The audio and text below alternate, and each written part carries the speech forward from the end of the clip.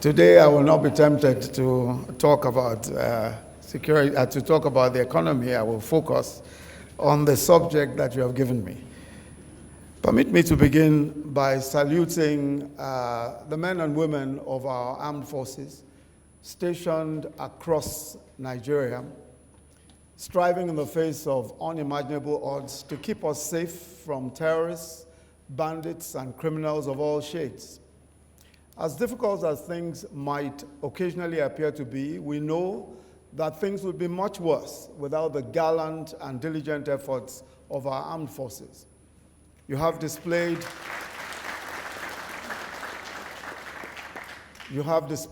remarkable bravery and professionalism, and we are immensely proud of your sacrifice and all that you have achieved on our behalf.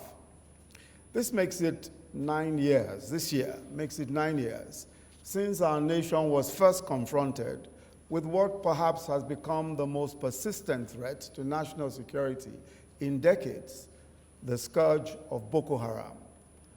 But as of the end of 2016, Boko Haram as a fighting force had been effectively degraded, or perhaps we might say effectively defeated. Yet time and time again, we are confronted with the question, I thought you guys said that Boko Haram had been defeated.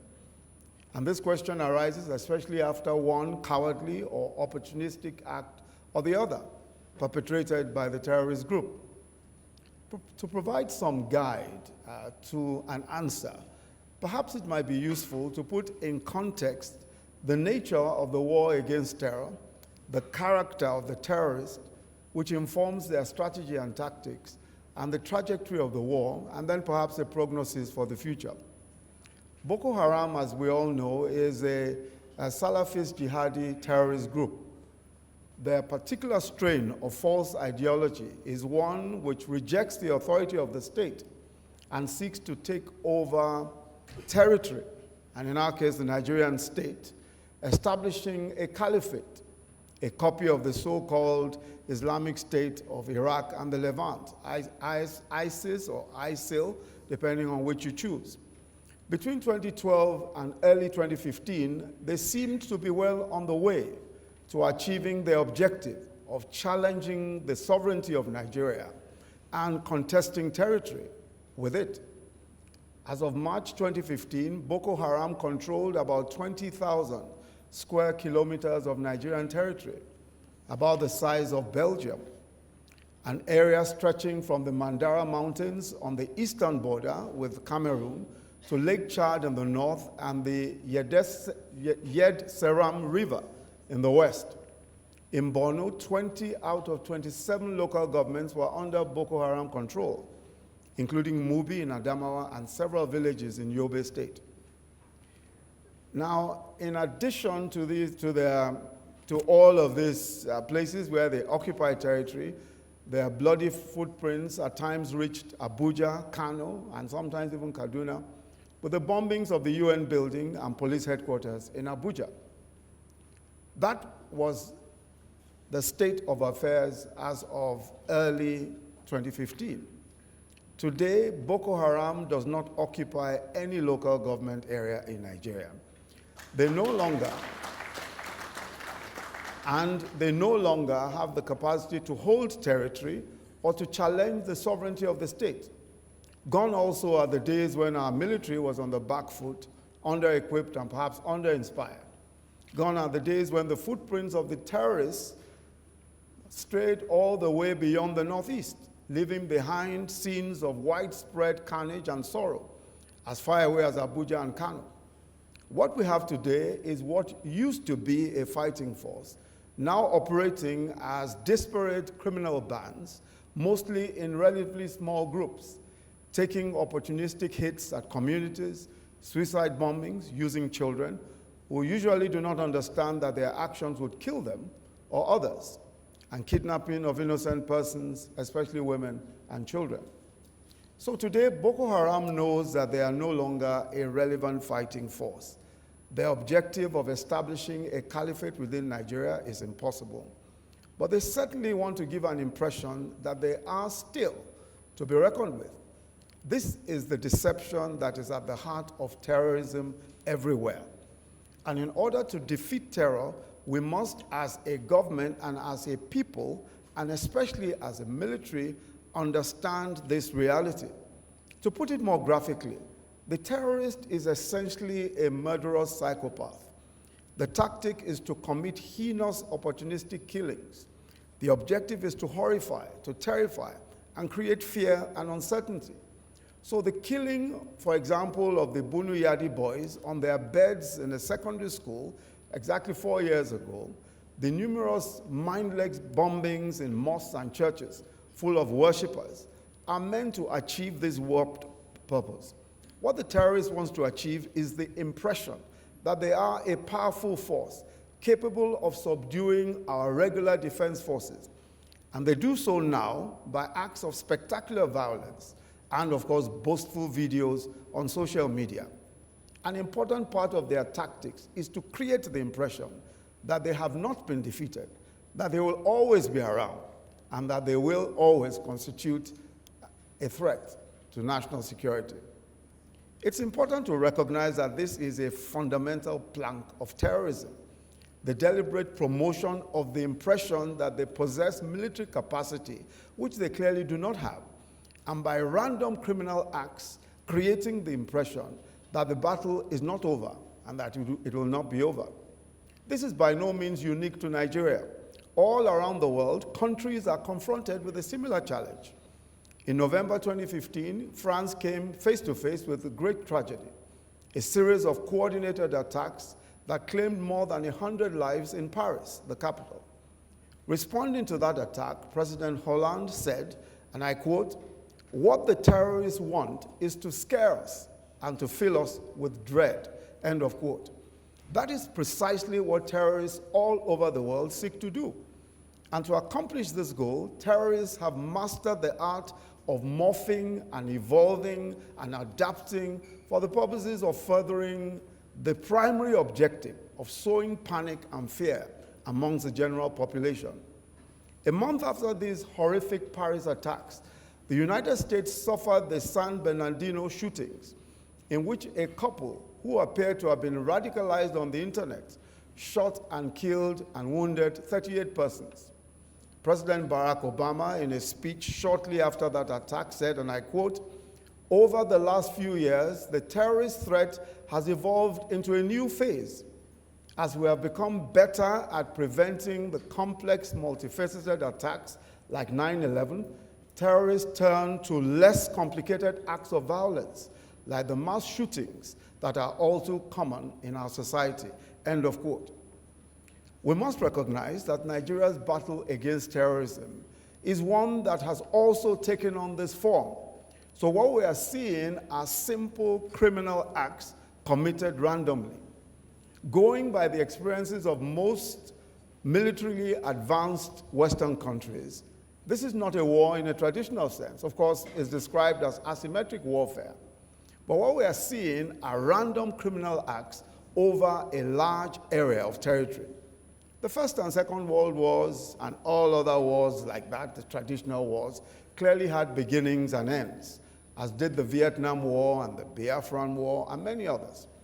But the world has come to realize that the war on terrorism is different.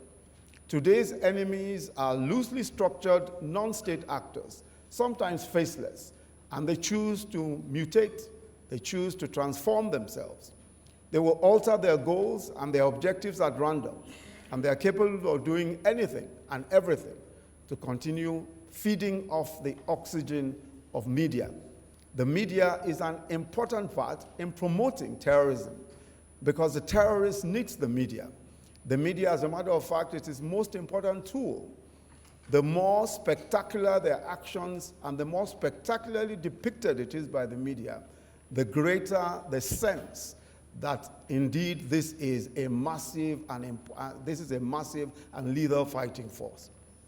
Yet this should not be interpreted as meaning that we are fighting anything like an unwinnable conflict. We can boldly say today that Boko Haram is not a serious fighting force. But we have to be strategic in our approach, responding not out of panic or fear, but out of a determination to secure our nation and to keep our people safe. not only from terrorism, but from every other threat that they face. We must fight on multiple fronts, starve them of funding and resources, of sympathizers, and especially of the oxygen of publicity, especially on the internet and even traditional media. National armed forces must learn the art of rapid evolution and adaptation. They must focus their energies not just on expanding conventional reach, but also on developing a robust capacity to take the fight outside their comfort zones, from the financial networks that sustain terrorists to the cyberspace that amplifies their noise. Will there occasionally be what seem to be setbacks in the war against terror? Yes, the unpalatable answer is yes. Again, this is by no means unique to Nigeria. 2 weeks ago, one such incident took place in the town of Dapchi in Yobe State.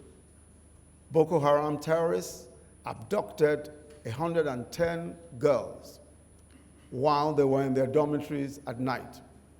A despicable, dishonorable act, seizing women, young girls in their beds. And then last week, the attack on a humanitarian camp. Now, a humanitarian camp is a place where people are being taken care of by persons who have devoted their own lives to taking care of others. But that's the sort of place that you would not expect any decent human being to attack. But it's the sort of place, exactly the sort of place, that you will find terrorists attacking. Both incidents have received widespread condemnation locally and internationally. But they are reminders of the absolute mindlessness of the enemy and the fact that it will resort to increasingly desperate and callous moves on our most vulnerable places and people. And the important thing is that this is given the sort of publicity that they wish. Very often, the campaign of violence is foiled, thankfully. Towards the end of 2017, the Global Terrorism Index reported that terrorism deaths in Nigeria fell by 80% between 2015 and 2016. That figure of 80% represents countless Boko Haram attacks prevented from happening by the efforts of the Nigerian military and security forces. We must never forget that. Frustratingly, however, all that a terrorist group requires to be deemed extraordinary is for it to record a high-profile success every now and then. I'm reminded of what the Irish Republican Army told the former British Prime Minister Margaret Thatcher after an unsuccessful bomb attempt on her life in 1984. They said, and I quote, "We only have to be lucky once. You have to be lucky always," end of quote. So clearly the job of governments and militaries is never an easy one, especially when you are dealing with an unconventional army who only needs to be lucky once. But there should be no room for self-pity or frustration on our part. The Dapchi and Ran incident should, if anything, rekindle our determination as armed forces, as security forces, as a government entrusted with the protection of the lives and property of Nigerians to permanently subdue terrorism in Nigeria. I'm aware that since the incident happened, Nigeria's security and intelligence chiefs have all mobilized to Yobe State and environs and have been reassessing their strategies and approaches to securing lives and property and containing the ongoing threat that is Boko Haram. More than ever before, we are mobilizing to ensure that schools in the Northeast are kept secure from Boko Haram. And we're working with several groups, including some groups on the Safe Schools Initiative, to ensure that our schools are better protected from the kinds of opportunistic attacks that we saw in Dapchi. President Buhari in particular is deeply concerned about the security situation across the country, as you can imagine, and has repeatedly expressed this. Uppermost in his mind, of course, is the fact that he was elected to a large extent based on the vow to secure Nigeria and restore the pride of our military.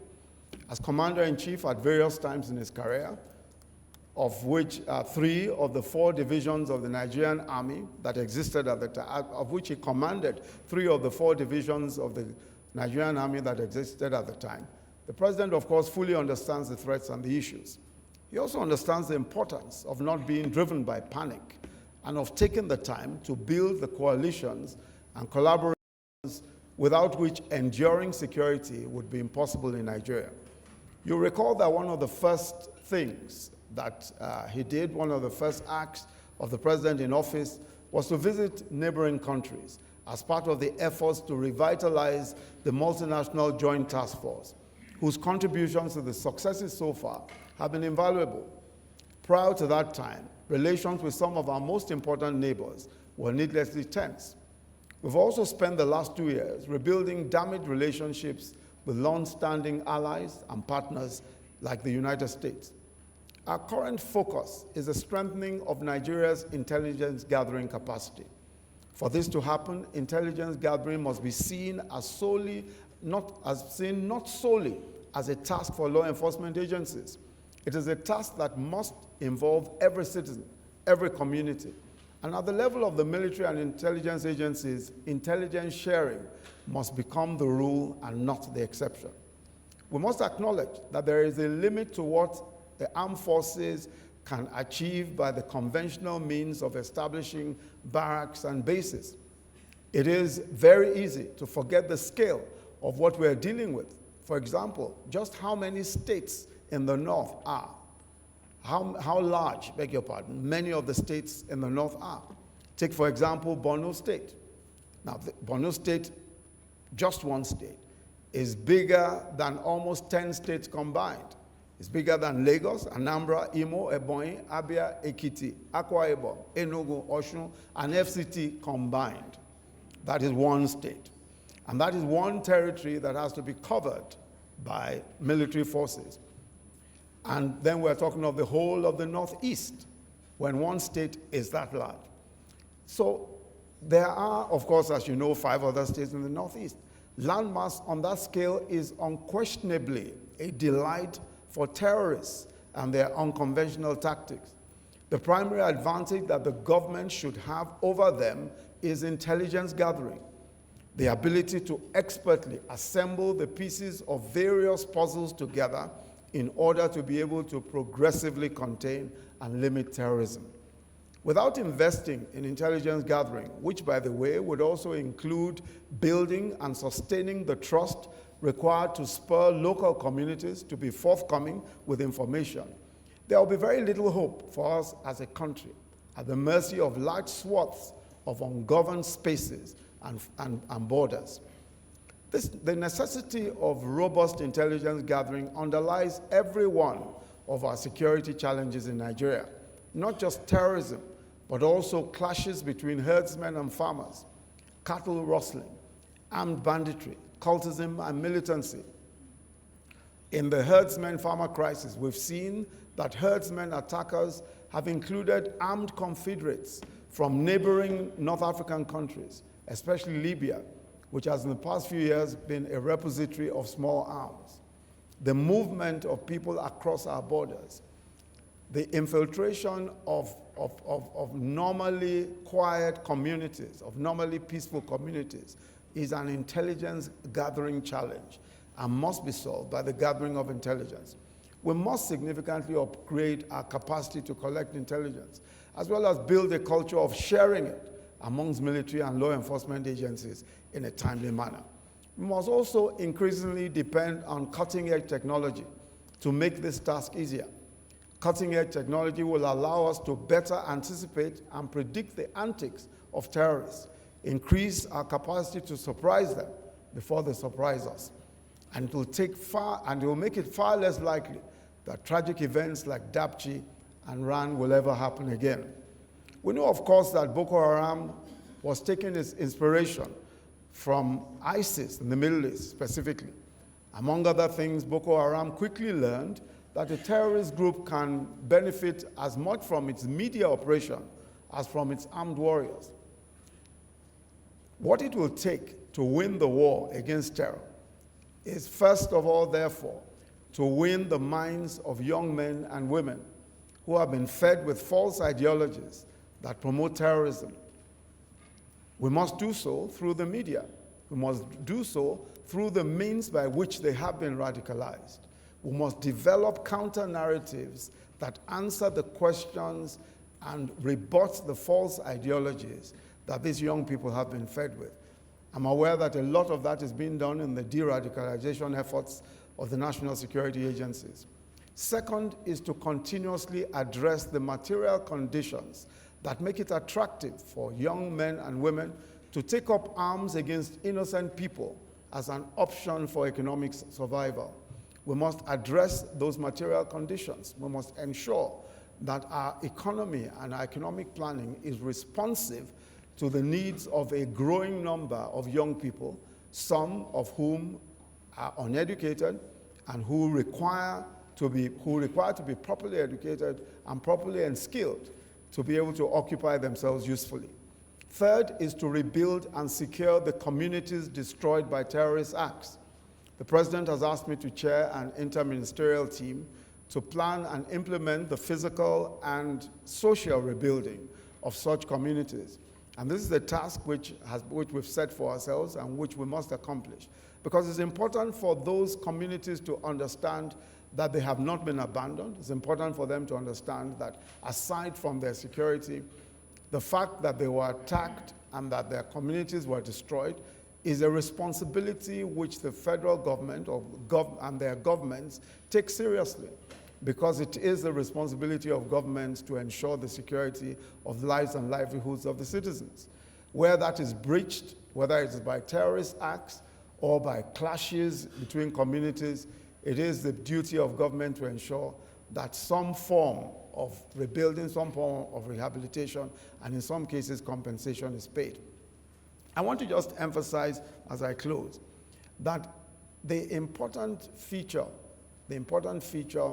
of what we have been seeing in terrorism and clashes in our country is the fact that very, very frequently we allow a situation where anything can be said, anything can be done. And so the hate that promotes terrorism, the hate that promotes clashes, the hate that promotes division continues.